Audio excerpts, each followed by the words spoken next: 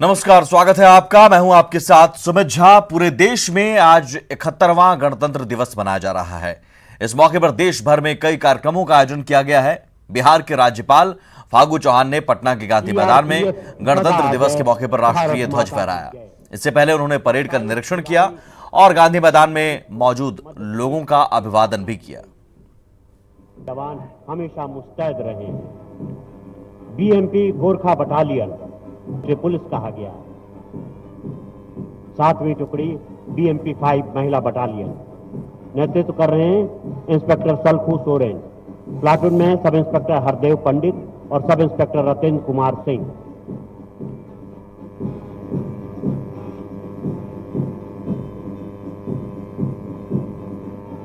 Bihar police पुरुष नेतृत्व कर रहे हैं सब इंस्पेक्टर शाहनवाज। नेतृत्व कर रहे हैं सीनियर।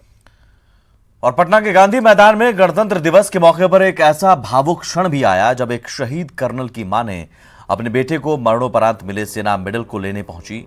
जैसे ही शहीद की मां राज्यपाल फागू चौहान के नजदीक पहुंची और आंखों में आंसू लिए वो राज्यपाल के कदम पर गिर पड़ी। इस भावुक पल के दौरान राज्यपाल भी भावुक हो गए।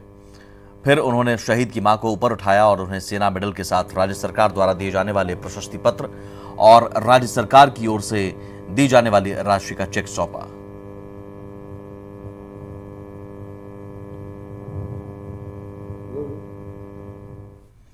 पटना के ऐतिहासिक गांधी मैदान में मनोरम झांकियों में सरकार की योजनाएं दिखी। ज्यादातर झांकियां पर्यावरण संरक्षण के थीम पर बनाए गए थे। नगर विकास एवं आवास विभाग की ओर से पानी है जहां जीवन है वहां की थीम पर झांकी बनाई गई थी और वर्षा जल संचयन का संदेश दिया गया।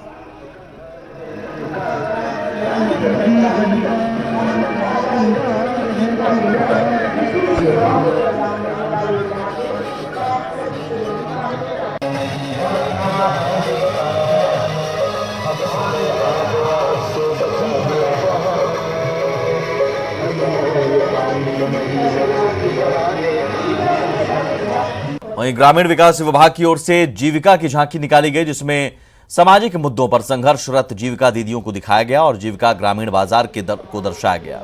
इसके जरिए जीविका का वित्तीय समावेशन से जीविकोपार्जन एवं उद्यमिता विकास की बात कही गई।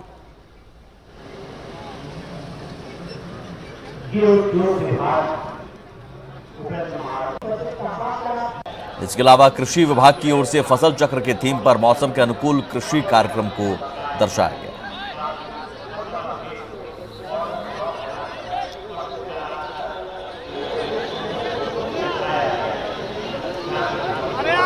वहीं गणतंत्र दिवस पर मद्य निषेध विभाग की ओर से शराबबंदी पर झांकी निकाली गई जिसमें नशा मुक्ति से आई खुशहाली और दूर हुई सबकी बदहाली को दर्शाया गया है।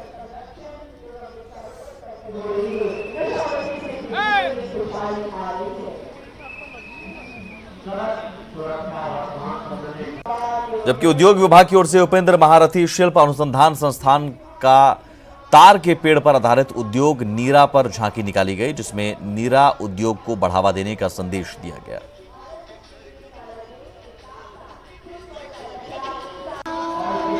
और बिहार में इस साल चुनावी साल है और मतदान में लोगों को शामिल होने के लिए ऐतिहासिक गांधी मैदान से वोट करने का संदेश दिया गया जिसमें electoral literacy for stronger democracy की थीम पर झांकी निकाली गई।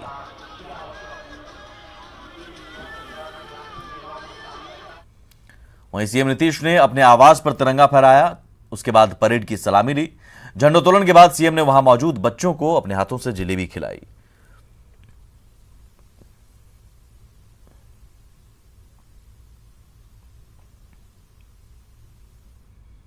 इसके अलावा बिहार विधानसभा में अध्यक्ष विजय चौधरी ने विधानसभा परिसर में झंडा फहराया। इस दौरान कई विधानसभा के सदस्य और अधिकारी भी मौजूद रहे।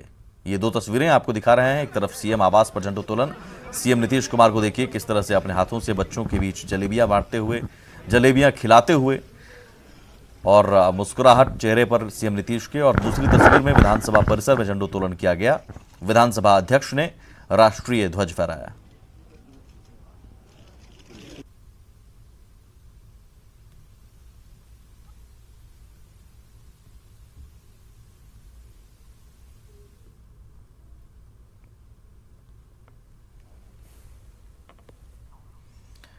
मुख्यमंत्री नीतीश कुमार मछरियावा की दलित बस्ती पहुंचे, जहां उनके सामने झपसी मुची ने झंडोत्तोलन किया। इस दौरान डिप्टी सीएम सुशील मोदी समेत नीतीश कैबिनेट के कई मंत्री भी मौजूद रहे। सीएम का लोगों ने पौधा देकर स्वागत किया। आपको बता दें कि सरकार महादलित समुदाय के लोगों के बीच हर साल झंडोत्तोलन कार्यक्रम का आयोजन करती है।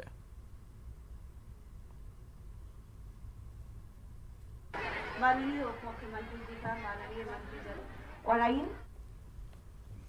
वहीं जिलों के प्रभारी मंत्रियों ने अपने अपने जिले में झंडोत्तोलन किया। आपको हम 4 तस्वीरें दिखा रहे हैं। यहां गया में कृष्णनंदन वर्मा, बेगूसराय में विजय कुमार सिन्हा, भागलपुर में अशोक कुमार चौधरी और मोतिहारी में विनोद नारायण झा ने राष्ट्रीय ध्वज फहराया।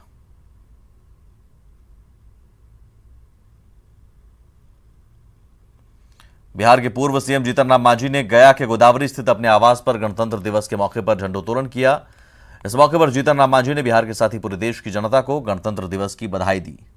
न्यूज 18 से बात करते हुए जीतन राम मांझी ने कहा कि देश के संविधान की वजह से ही विश्व में भारत की एक अलग पहचान है और भारत विश्व का सबसे बड़ा लोकतंत्र है।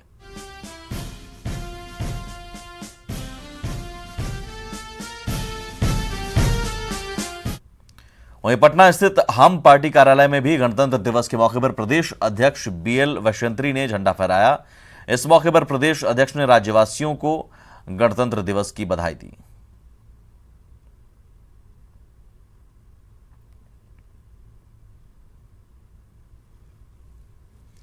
पटना के आरजेडी कार्यालय में प्रदेश अध्यक्ष जगदानंद सिंह ने झंडोत्तोलन किया और राज्यवासियों को गणतंत्र दिवस की शुभकामनाएं दी।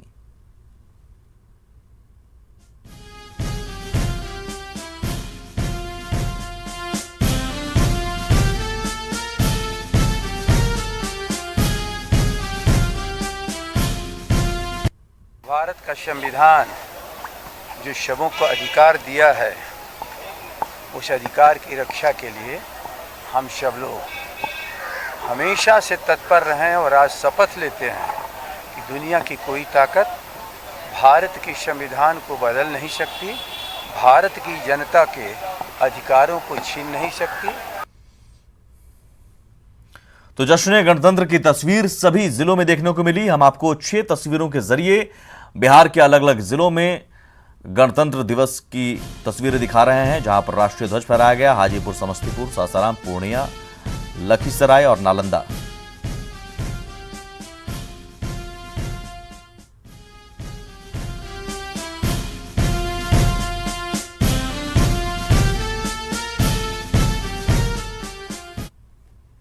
वहीं आरा में गणतंत्र दिवस परेड में उस समय अफरा तफरी मच गई जब एक स्टंटबाज मैदान में घुस गया।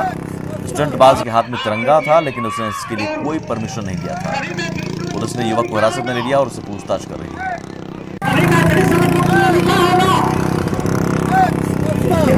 आप देखिए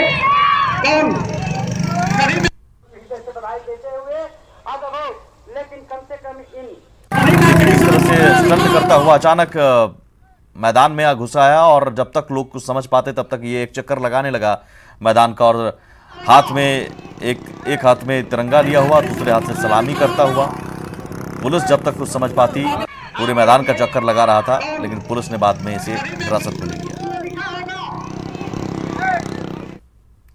पद्म पुरस्कार पाने वालों में इस बार बिहार और बिहार से जुड़ी 8 हस्तियां शामिल हैं, जिनमें राजनेता जॉर्ज फर्नांडिस को मरणोपरांत पद्म विभूषण पुरस्कार मिला है, जबकि बिहार के प्रसिद्ध गणितज्ञ वशिष्ठ नारायण सिंह को मरणोपरांत पद्मश्री पुरस्कार के लिए चयन किया गया है। वहीं चिकित्सा के क्षेत्र में पटना के प्रख्यात डॉक्टर शांति राय, कला एवं संस्कृति के क्षेत्र में शांति जैन, कला के क्षेत्र में श्याम सुंदर शर्मा, समाज सेवा के क्षेत्र में रामजी सिंह और विमल कुमार जैन, और साइंस और इंजीनियरिंग के क्षेत्र में सुजय कुमार गुहा को भी पद्मश्री से नवाजा जाएगा। उनका इस पुरस्कार के लिए चयन किया गया है।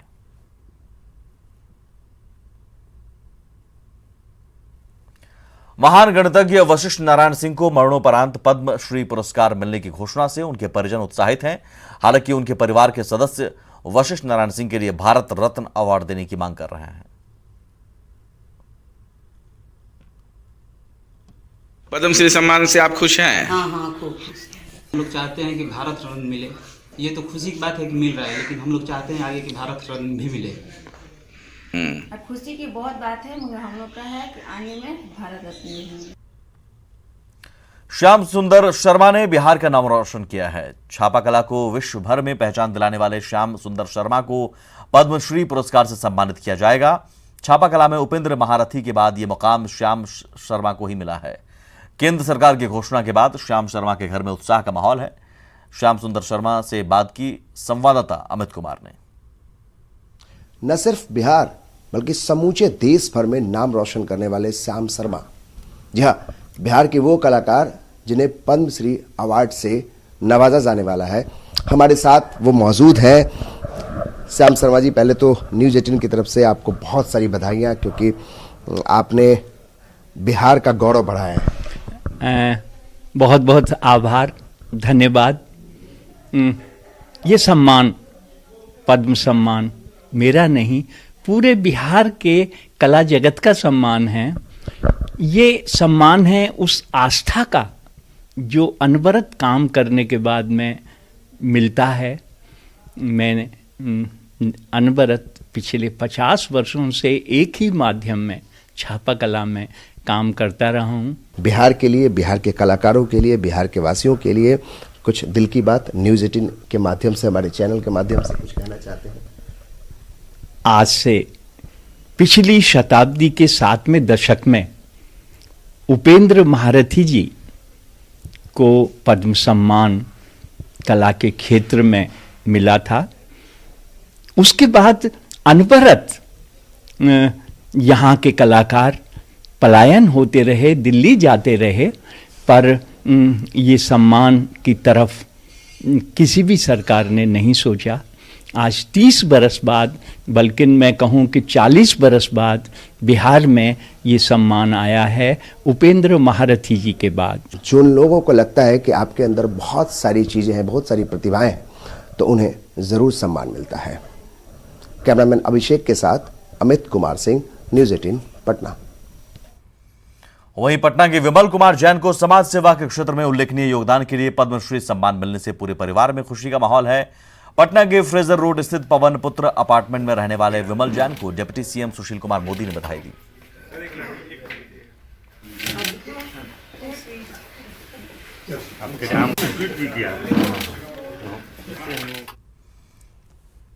बिहार के रामजी सिंह इस साल पद्मश्री का अवार्ड से नवाजे जाएंगे। पद्मश्री उन्हें देने की घोषणा की गई है। रामजी सिंह 1977 में भागलपुर से सांसद चुने गए थे।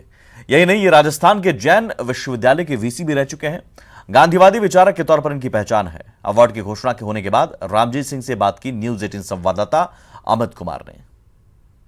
पद्मश्री अवार्ड से नवाजेगी और हमारे साथ जब खुद रामजी सिंह साहब हैं, सर, एक बहुत खुशी की बात है और न्यूज़ 18 बिहार जो है वो आपको इस जो सम्मान मिलने वाला है उसके लिए आपको बधाइयाँ देता है।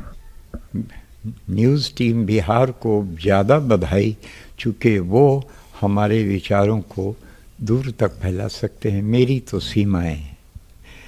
आपको जो ये अवार्ड मिलने जा रहा है, आपको जब ये जानकारी मिली, सबसे पहले आपके फ़ोन आई, बेहद खुशी होती होगी, लेकिन क्या लगता है कि जो बापू की विचारधारा आप लोगों के बीच में, जो शिक्षा को लेकर आप आगे बढ़ते रहे, इस सम्मान ने कहीं ना कहीं लगता है कि आपको वो खुशी दे रही है कि आपने जो किया पिछले सालों साल में, वो उसका हक आपको मिल रहा है? मैं बहुत दर्द के साथ कहना चाहूँगा, लेकिन आपको ठीक नहीं भी लग सकता है, गांधी को इस देश ने भुला दिया है। वहीं पद्मश्री से सम्मानित होने वाले प्रोफेसर सुजय गुहा का जन्म पटना में 1940 में हुआ था। उन्होंने आईआईटी खड़गपुर से बीटेक और एमटेक किया था। बाद में इलिनॉइस यूनिवर्सिटी से मास्टर की डिग्री हासिल की। सेंट लुइस यूनिवर्सिटी से मेडिकल फिजियोलॉजी में पीएचडी की। फिर उन्होंने बायोमेडिकल इंजीनियरिंग सेंटर की स्थापना की। दिल्ली यूनिवर्सिटी से एमबीबीएस की डिग्री भी हासिल की। देश में बायोमेडिकल के संस्थापकों में से ये एक हैं।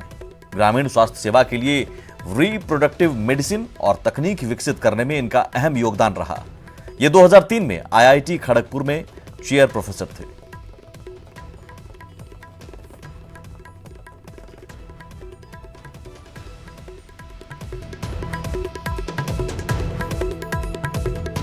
सुने वापस जाने पर मजबूर कर दिया।